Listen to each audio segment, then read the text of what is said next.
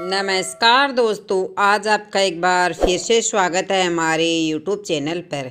ऐसी ही और जानकारी प्राप्त करने के लिए हमारे चैनल को सब्सक्राइब करते रहिएगा। भगवान शिव बताते हैं कि मरने के बाद तुलसी और गंगा जल क्यों डालते हैं मुँह में।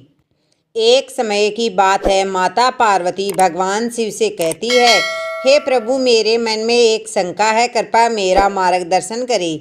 तब भगवान शिव बोले, हे देवी क्या है तुम्हारी शंका, कृपया बताओ। तुम्हारी शंका का निवारण करके हमें प्रसन्नता होगी। तब माता पार्वती कहती है, हे प्रभु, जब कोई मनुष्य मृत्यु के बाद तुलसी पत्र का जल अपने मुंह में पाता है तथा रोज तुलसी में जल देने से क्या होता है, उस मनुष्य को कौन से फल की प्राप्ति होती है। भगवान शिव कहते हैं, हे देवी, तुमने जो प्रश्न पूछा है वह समस्त मानव जाति के कल्याण के लिए बहुत ही उपयुक्त है। मैं आपको एक पवित्र कथा सुनाता हूँ। तब भगवान शिव कथा सुनाना आरंभ करते हैं। हे देवी, गंगा तट के किनारे एक भील परिवार रहता था, जिसमें 5 भाई अपनी बहन के साथ रहते थे। उनके माता पिता किसी बीमारी के कारण गुजर गए थे। बहन सबसे छोटी थी और वह मेरी बहुत बड़ी भक्त थी। वह हर दिन सुबह तुलसी में जल चढ़ाती थी और नित्य रूप से पूजा पाठ करती थी। यह 5 भाई हर रोज जंगल में जाकर शिकार करते थे और जो भी मिले उसे घर लाकर पकाकर खाते थे। उनका यही नित्य काम था और बहन घर के काम करके भाइयों की सेवा करती थी और उनके लिए खाना बनाती थी। फिर एक दिन उसका हाथ चाकू के कारण मछली को काटते हुए कट गया और उसके हाथ से खून बहने लगा। उसने जब उस रक्त को दीवार से पोंछना चाहा तो सोचा कि भाइयों को इस बात का पता लगने पर उन्हें बुरा लगेगा, इसलिए उसने उस रक्त को मछली में ही डालकर मछली को पका लिया। जब रात को भाइयों ने मछली को खा लिया तो वे अंगुलियां चाटते ही रह गए। बड़े भाई ने बहन से पूछा कि आज खाने में क्या मिलाया था जो इतना स्वादिष्ट बन गया है। उसने कुछ भी नहीं बताया। अगले दिन खाने का स्वाद पुराने जैसा ही था, इसलिए बड़े भाई ने बहन को कसम दिलाई कि उसने खाने में क्या मिलाया था। तब बहन ने अपने हाथ के रक्त के बारे में उसे बता दिया। बड़े भाई के कुटिल दिमाग में एक बुरा ख्याल आया कि क्यों ना हम अपनी बहन को ही मारकर खाक जाएं, क्योंकि उसके रक्त की चंद बूंदें इतनी स्वादिष्ट थी। फिर अगले दिन बड़ा भाई अपनी वह कुटिल योजना सारे भाइयों को बताता है और सबसे छोटे भाई को छोड़कर सारे राजी भी हो जाते हैं। वे अपनी बहन को दूसरे गांव चलने के लिए मना लेते हैं और एक छोटी सी गुफा में ले जाते हैं। जाकर उसे बांध देते हैं और उस पर बाणों से वार करना शुरू कर देते हैं। तभी वह बहन मन ही मन ईश्वर की प्रार्थना करते हुए कहती है, हे प्रभु, अब आप ही मेरी रक्षा करें। सबसे बड़ा भाई बाण चलाता है, लेकिन उसका निशाना बार बार चूक जाता है। दूसरे भाई भी एक एक करके बाण चलाते हैं, फिर भी उनका निशाना चूक ही जाता है। अंत में सबसे छोटे भाई को बाण चलाने को कहते हैं, किंतु वह मना कर देता है। तब सभी भाई उसे मारने की धमकी देते हैं। उसकी बहन कहती है, हे प्रभु, अब आप ही मेरे छोटे भाई की रक्षा करें और मेरे प्राण ले लीजिए। ऐसा कहते ही सबसे छोटे भाई का बाण बिना निशाने के ही बहन के सीने को भेद गया। 4 भाई अपनी सगी बहन को काटकर पकाते हैं और आपस में बांटते हैं। सबसे छोटे भाई को उसका सिर खाने को देते हैं।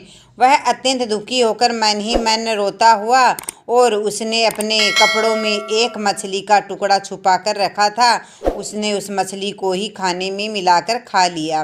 खाते समय उसने अपने पात्र के नीचे एक छोटा सा गड्ढा खोदकर उसमें अपनी बहन के सिर और हाथ पैर के टुकड़े डाल दिए।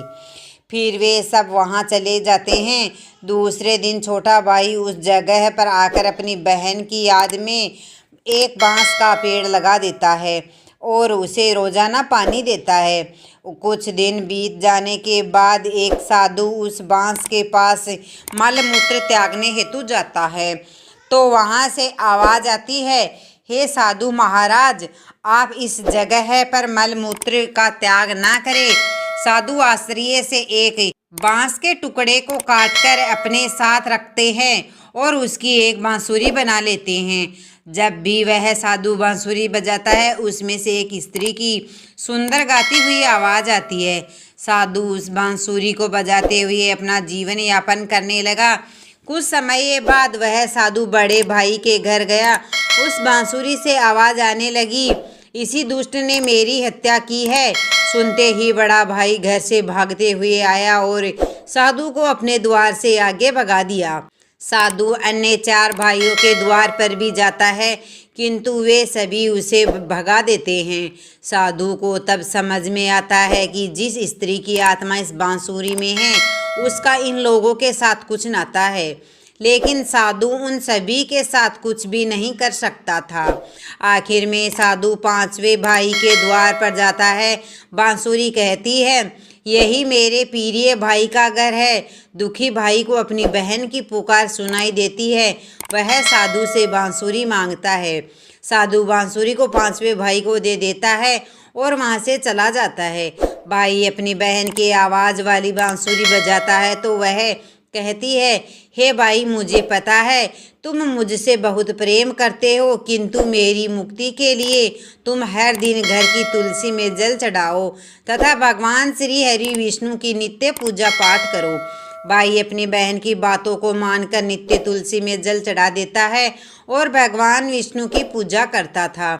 एक दिन जब वह भाई तुलसी को जल देते हुए भगवान विष्णु के नाम का जप कर रहा था, तब भगवान विष्णु उसी तुलसी के पौधे से प्रकट हुए। भाई ने भगवान विष्णु की सच्चे मन से स्तुति की। भगवान विष्णु ने तुलसी पत्र का जल उस बांसुरी में डालने को कहा। भाई ने भगवान विष्णु का नाम लेते हुए बांसुरी में तुलसी पत्र से जल डाला। भगवान विष्णु के आशीर्वाद से उसकी बहन पुनर्जन्म लेकर बांसुरी से बाहर आ गई। भगवान विष्णु ने दोनों भाई बहन को तुलसी के महत्व का ज्ञान दिया। हे देवी, तुलसी को देवी लक्ष्मी का रूप माना जाता है।